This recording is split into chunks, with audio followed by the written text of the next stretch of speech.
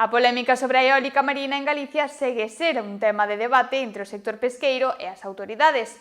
Alértase sobre os impactos da eólica marina nas pesqueirías galegas e estanse a pedir estudos máis detallados antes de actuar. A discusión sobre a instalación de parques de eólica marina nas costas galegas é un tema candente.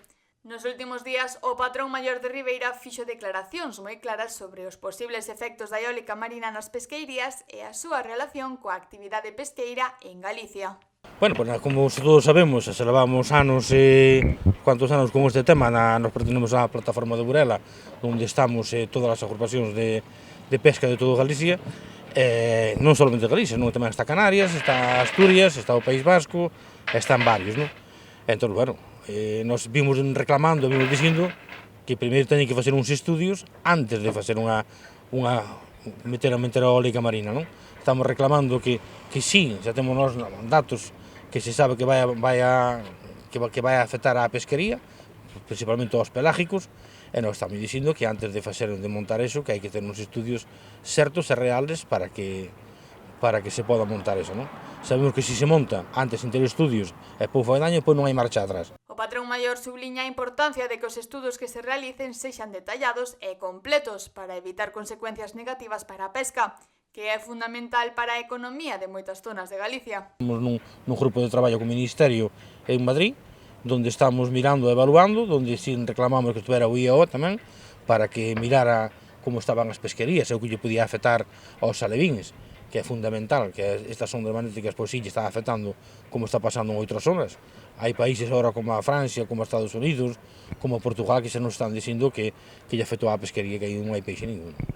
Alértase tamén sobre a elección das zonas para instalar os parques eólicos. Segundo el, as áreas que se están considerando son as mesmas nas que se concentran os bancos pesqueiros máis produtivos para especies como a sardiña, o bonito ou a merluza.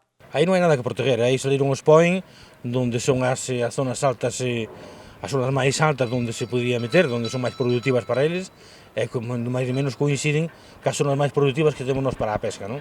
Como as especies como a sardiña, bonito, como a merluza, como o cabracho, como o besugo, son as zonas máis, claro, para eles son as máis definitivas, son as que escolleron, porque son as zonas de máis vento que hai, pero para nós tamén son bancos pesqueros os máis productivos que temos.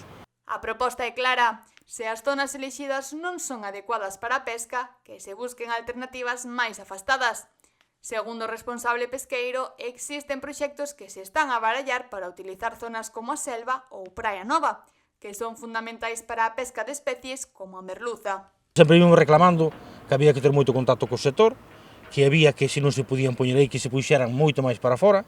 Hai bancos, hai proxectos que están para bancos moi importantes, como son os da selva, Praia Nova e outras zonas que son as zonas que máis nos están safando hoxe en día para os palangreiros, para o tema da merluza e de outras especies.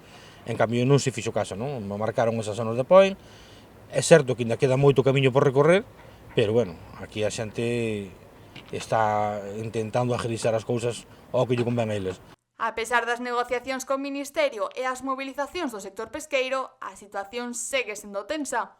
Destácase que a protección da soberanía alimentaria debe ser unha prioridade e que é necesario buscar un equilibrio entre as enerxías renovables e a conservación das actividades que sustentan miles de familias no mar. Hai que ser cautos e apelamos sempre á precaución.